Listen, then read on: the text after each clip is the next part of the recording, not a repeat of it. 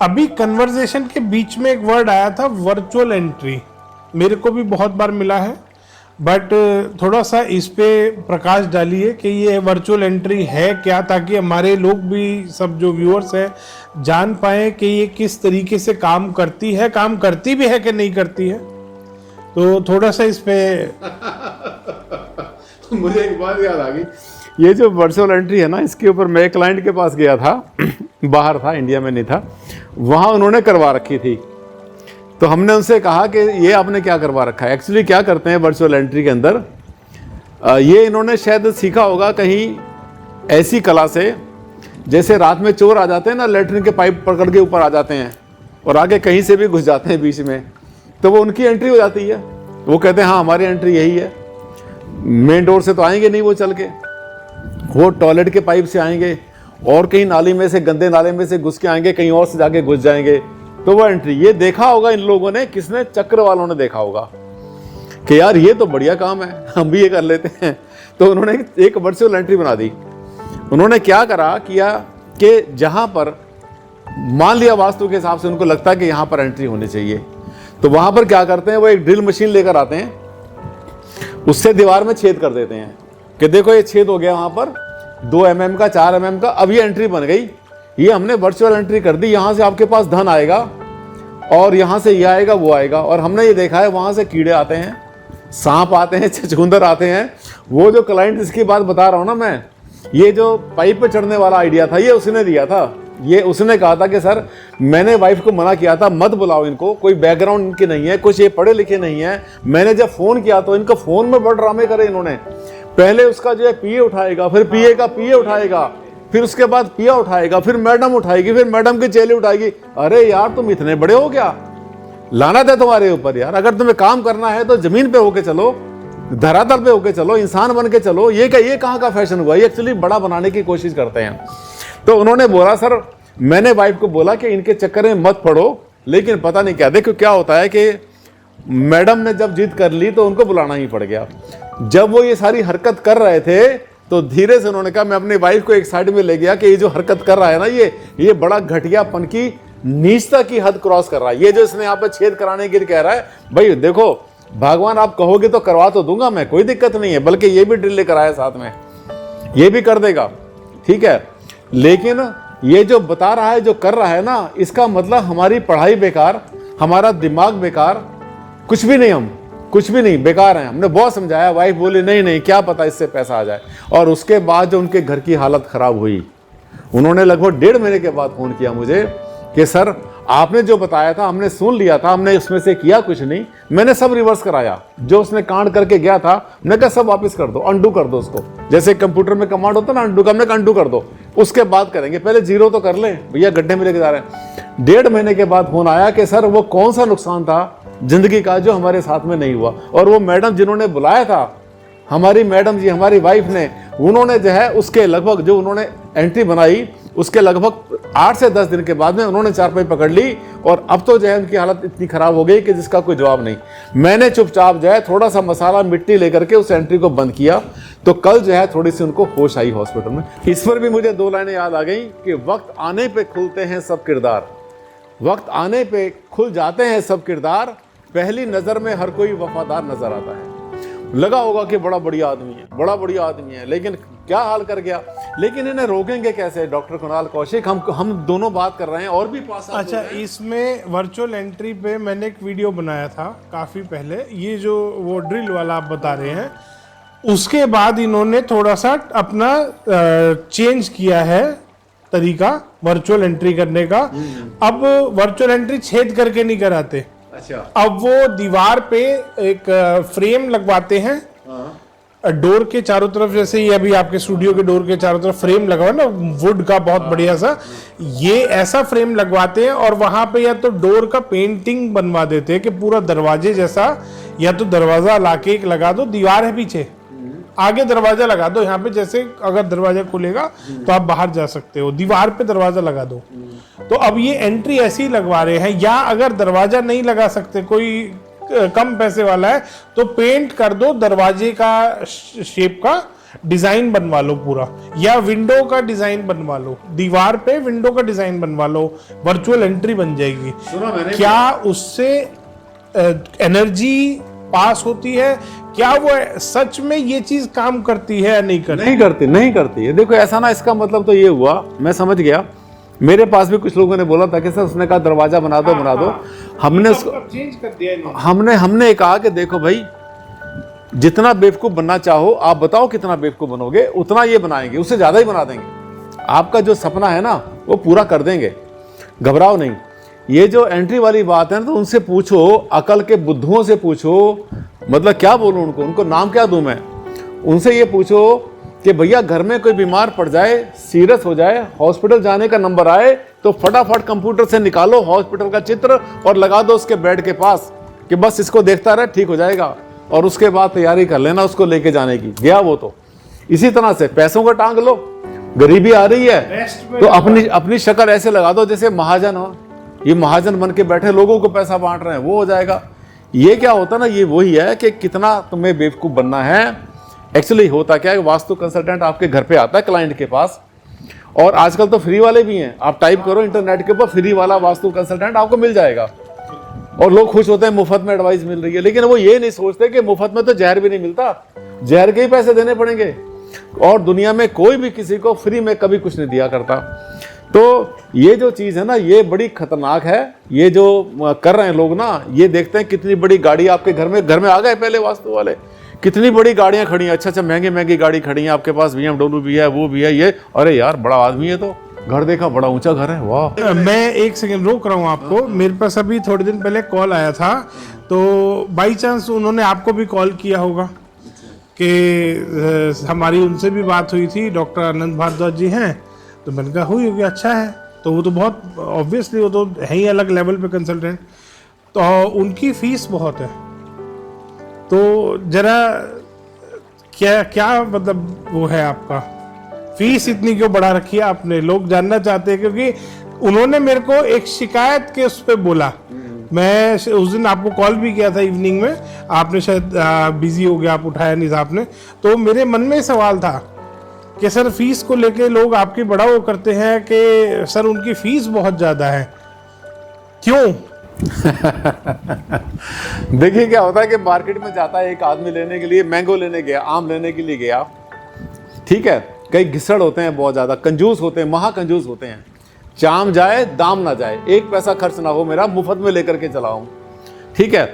ऐसे लोग भी देखे हैं जो कि जब मंडी में जाते हैं वो 1.5 घंटा एक सब्जी को लेने में घिस करने में निकल आते हैं, और उसके बाद में अगर उन्होंने 1 रुपये भी बचा लिया, या चेंज नहीं है मेरे पास, इस बहाने से रोक लिया, या बेवकूफ़ बना लिया, या एक मूली उठा ली किसी की, वो सोचते हैं हमने बहुत बड़ा तीर मार दिया। ये जो होता है ना, इनकी ज़िंदगी ऐसे कट जाती है। तो होता क्या है कि मार्केट में आपको मैंगो 300 रुपये किलो भी मिलेंगे और आपको 30 रुपये किलो मिलेंगे। अगर आप जो है मैंगो, क्या डिफरेंस है? मैं ये मेरा डिफरेंस है, बताता हूँ मैं अभी। वो जो 300 रुपये वाले आम है वो 300, अगर कोई आदमी खुश हुआ ना, थैला भर के ले आया कि मैं 30 रुपये किलो ले आया हूँ, तो वो 30 रुपये का माल आया, वो 300 का माल नहीं लाया। वो हम बात कर रहे थे, आपको याद होगा थोड़ी देर पहले, सदर हेमिस्फीयर की। तो वो जो है ना, जिन्होंने मतलब जो है थोड़े से पैसे, क्योंकि आपस में कंपटीशन बहुत है, लेकर के जिसने एडवाइस किया उसने कहा भाड़ में गया क्लाइंट, मुझे क्या फर्क पड़ता है, डूबेगा तो ये डूबेगा ना यार, तब तो 5-7 साल 10 साल निकल जाएंगे आराम से, पता नहीं वो भी बचेगा, दुनिया में नहीं बचेगा, बुढ़ा काफी हो गया वो भी।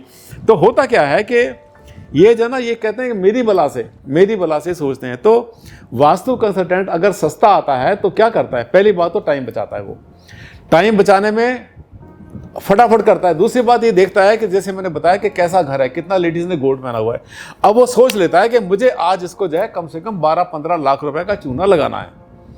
तो वो सस्ता तो है, वो क्लाइंट सस्ता तो होके चला गया, लेकिन उसने उसको लूट लिया। जब उसको चला गया, बाद में मालूम पड़ा, उसने कहा कि सर ये 12 लाख 15 लाख का आपका एस्टिमेट है। उस बेचारे ने जो है 1-2 लाख जहां बचा रखे थे मेहनत की कमाई से, उसने उसको दे दिए, है ना, और वो लेकर के चला गया। बाद में क्लाइंट को वो चाहता है कि अरे यार वो तो बेवकूफ बना के चला गया, ये पुड़िया दे गया, यहाँ पर वो दे गया, यहाँ पर दे गया, क्या इससे हुआ। वो जो सस्ते क्लाइंट जो कंसल्टेंट होते हैं बहुत महंगे पड़ते हैं, बहुत महंगे पड़ते हैं। और जो महंगा कंसल्टेंट होता है, जैसे मेरी बात है, क्या है कि मेरी आपने वीडियो देखी है बहुत सारी, एक नहीं हजारों हैं, किसी भी वीडियो के अंदर मैंने ये नहीं कहा कि आपके घर आकर के मैं पूजा कराऊंगा 5 लाख रुपए की और उसके बाद आपकी किस्मत बदल दूंगा। अरे पहले अपनी किस्मत तो बदल ले वास्तु वाला। दूसरी बात क्या होती है, वो लाते हैं बना के, पिरामिड होते हैं प्लास्टिक के।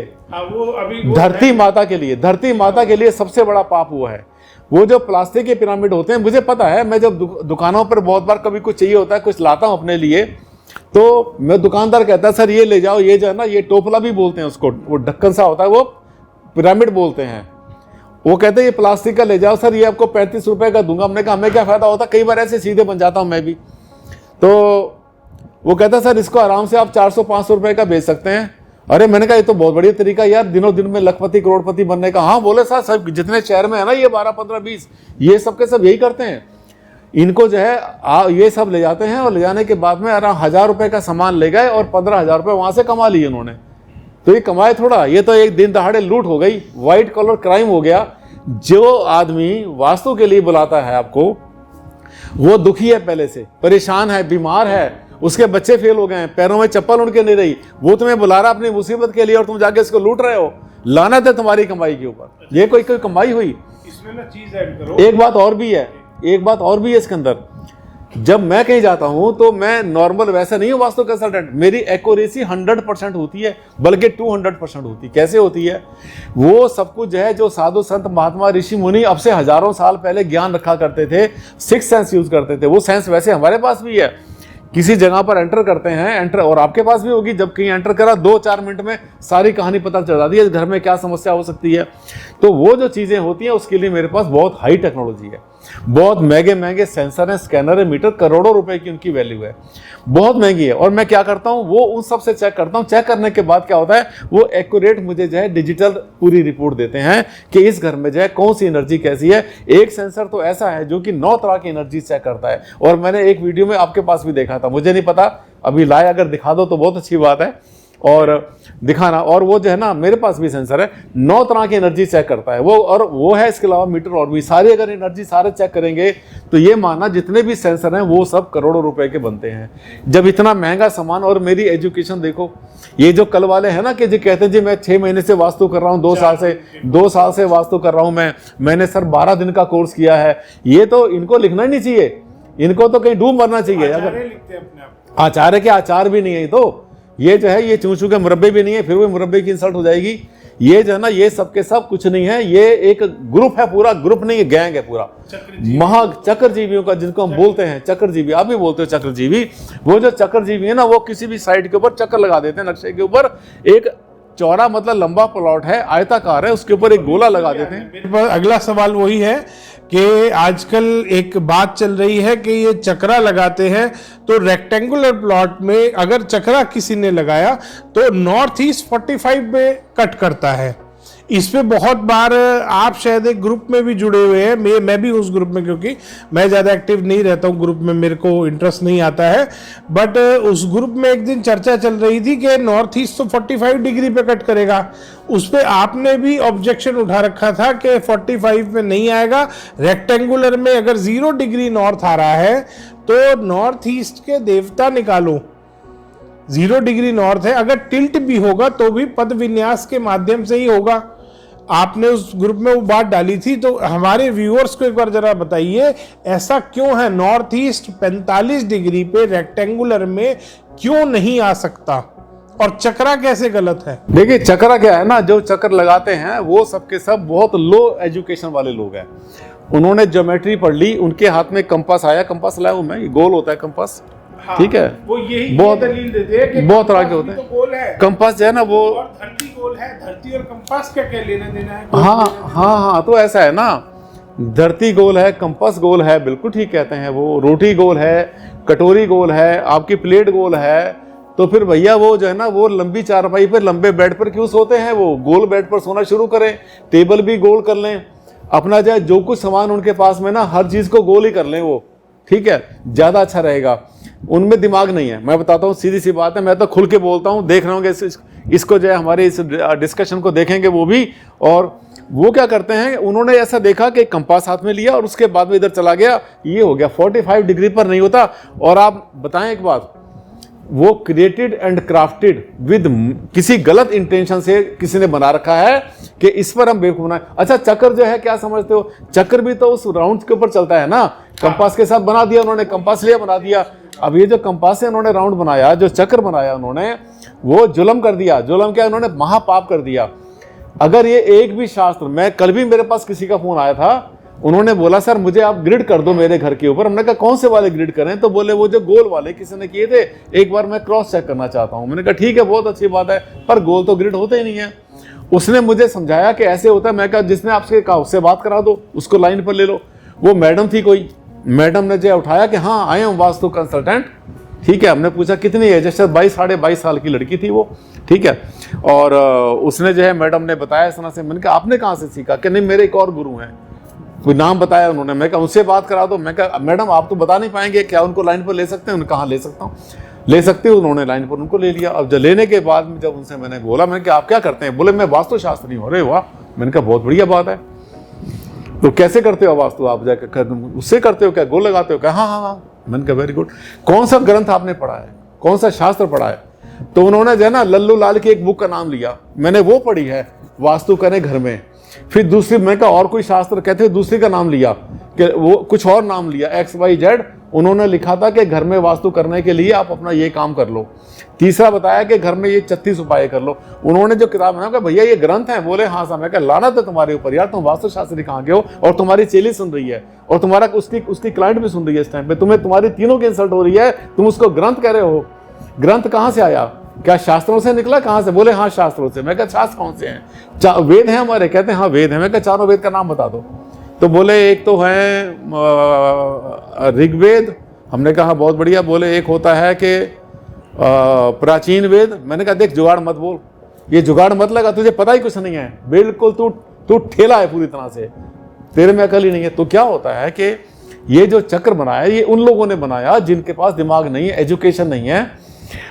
वो मैंने उनसे कहा कि आप किसी भी ग्रंथ की, इतने कौन से ग्रंथ, तुम्हें नाम तो नहीं बताऊंगा, तुम तो हो ही कुछ नहीं, तुम अपने गुरु से मिलवा लो, उससे मिलवा लो, तुम जितने गुरु हो, तुम सबका स्वागत है। तुम मेरे आ जाओ मेरे स्टूडियो में, आकर ऑन कैमरा रिकॉर्ड दिखा दो कि कहीं पर जो है किसी भी ग्रंथ में ये लिखा हुआ हो कि ये जो है ये कंपास पे चलता है, 45 डिग्री पर चलता है। नहीं, कोई भी आकृति उठाओगे अगर आयताकार है तो उसमें जो है जो शिखी पद आएगा, ये देवता होते हैं पूरे के पूरे बाहर, बहुत ज्यादा टेक्निकल नहीं करते, लोगों को समझ में नहीं आएगा। तो शिखी जो है, द्वितीय आदित्य, शिखी अनिल, ये जो कॉर्नर में जाते हैं, इसका मतलब बेवकूफ तो नहीं थे। अब मैंने उनसे कहा चैलेंज है, ये वर्ड यूज किया, चुनौती है, अगर ना दिखाओ तो मैं तो तुमसे निपटूंगा। फिर उसके बाद मैं तुम्हारा जो डालूंगा तुम्हारा वीडियो में, अपनी वीडियो बताऊंगा, तुम्हारा नाम बताऊंगा सबको, कितना बेवकूफ आदमी है। दिखा दो मुझे किसी भी ग्रंथ में, एक फोटो भेज दो मेरे पास कि सर ये ग्रंथ में बताया गया है कि लंबा आयताकार प्लॉट है और इसके ऊपर चक्कर लगाया जाएगा। ठीक है, इतना मैंने कहा तो बोले हेलो हेलो हेलो सर आपकी आवाज नहीं आ रही, आवाज नहीं आ रही, कह के उसने फोन काट दिया। यही तो करना था उसने। फिर जो चेली थी, मैं कहा मैडम आप भी कह दो हेलो हेलो, फोन नहीं आ। मैं कहा ऐसा है, तुम हो बेवकूफ, तुम जबरदस्ती के वास्तु वाले बने हो, तुम्हें अकल नहीं है। वास्तु कंसल्टेंट बनने के लिए पता नहीं कहां से कितने कितने कोर्स करते हैं लोग, कहां तक करते हैं, कितनी झक मारते हैं, कितनी रिसर्च करते हैं, और उसके बाद में ये हिम्मत जुटा पाते हैं। मैंने आपकी वीडियो देखी है बहुत सारी, बड़ा कड़क आपने जैन को कर रखा। मैंने जैसे बोला था शुरू में कि धुआं निकाल रखा, आग लगा रखी है आपने इनके ऊपर बुरी तरह से, इन बेशर्म लोगों की।